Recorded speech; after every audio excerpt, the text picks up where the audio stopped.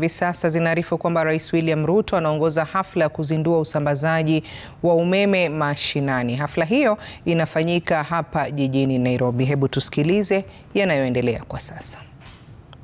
Growing energy revolution. Additionally, 6 contracts will be signed to ensure that 343 public health facilities, schools, and administrative offices are connected to electricity through standalone solar systems at a cost of 438 million. A further 316 solar water pumps, 4 boreholes worth 1.6 billion are in the final stages of procurement, ensuring that electricity not only lights homes, but also powers essential services for communities across Kenya. Today's event is more than just a contract signing. It is a reaffirmation of our unwavering commitment to inclusive development. It sends a clear message that no Kenyan, regardless of location or background, will be left behind in our nation's march to progress. Our mission is to extend modern, reliable, and affordable electricity to every home, school, and business, from the most remote villages to the busiest urban centers. This is the foundation of our development agenda, firmly anchored on Vision 2030 and the bottom-up economic transformation agenda, ensuring that every citizen has access to opportunity, access to progress, and dignity. Kenya has made remarkable strides in electrification, increasing access from 29% in 2013 to 75% today, positioning us among the leading nations in sub-Saharan Africa. However, this progress has not been uniform. While electrification has advanced in urban centers and along major transport corridors, vast rural areas remain in darkness. For communities far from the national grid, solar power offers the most practical, cost-effective, and immediate solution. That is why the government of Kenya, in partnership with the World Bank, is implementing the Kenya Off-Grid Solar Access Project, commonly known as KOSAP. This initiative is about more than just power. It is about transformation. With electricity in health facilities, vaccines and essential medicines will be safely stored, ensuring life-saving treatment reaches all that need it. With electricity in schools, our children will benefit from longer study hours, better learning environment, and greater opportunities to excel. With power in homes and businesses, we will unlock new economic opportunities, support small and micro enterprises, and create jobs, turning villages into vibrant hubs of commerce and innovation. Distinguished guests, through the last mile connectivity program under the Kenya Power, 1.2 million customers have already been connected in the last 2 years, with another 460,000 set to benefit by 2026. Through REDEC, we have connected 63,000 out of 93,000 identified public facilities, including 22,900 public primary schools. This work continues with 1,071 public facilities projected to be completed in 2023-2024 financial year, and another 1,450 currently underway in the financial year 2024-2025.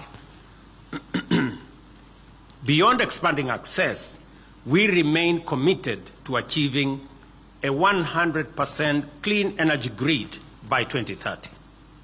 Diesel-powered stations are being hybridized and with solar PV systems, and plans are underway to install an additional 8 megawatts of solar power in Wajir County.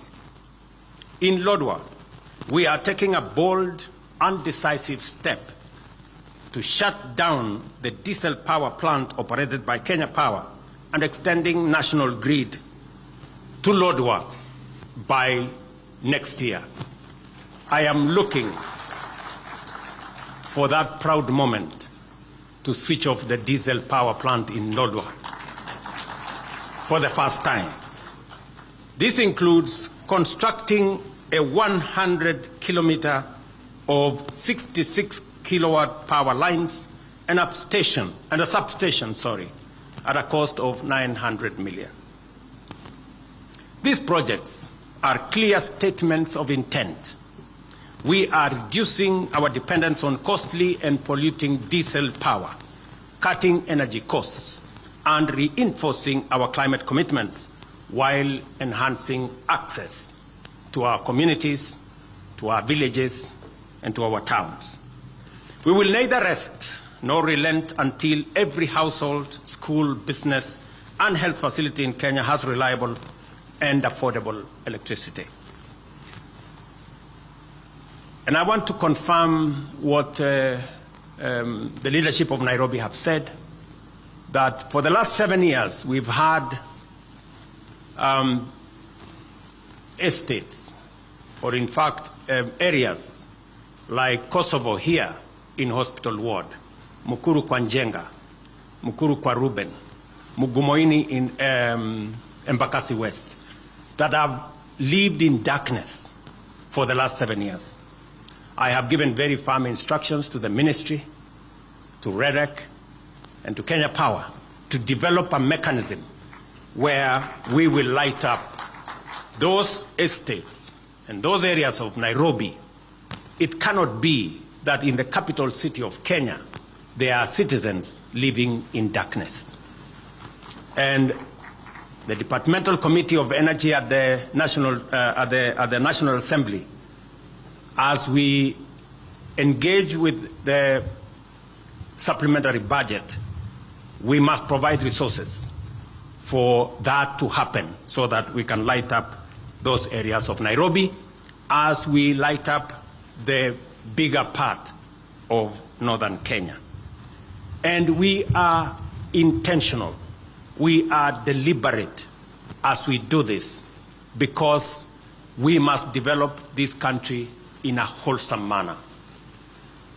Last week, or the week before, I was in northern Kenya, and I did announce a major road artery that will be constructed from Isiolo through Wajir all the way to Mandera. And many people assume or think it is a joke.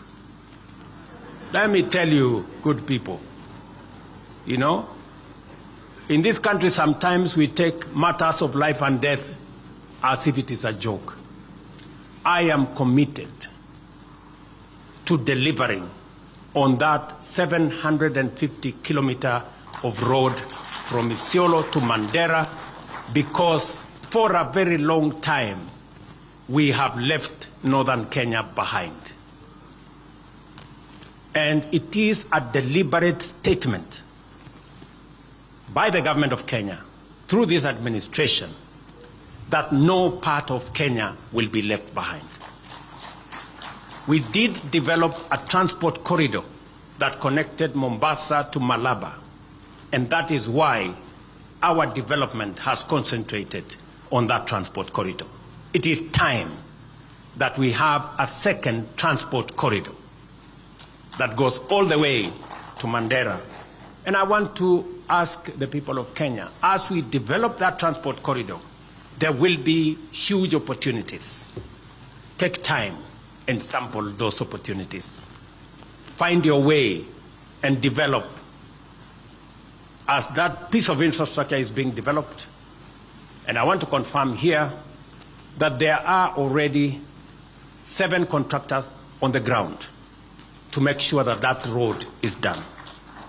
And we will continue in developing this country equitably. Every part of Kenya is as important as the other part of Kenya.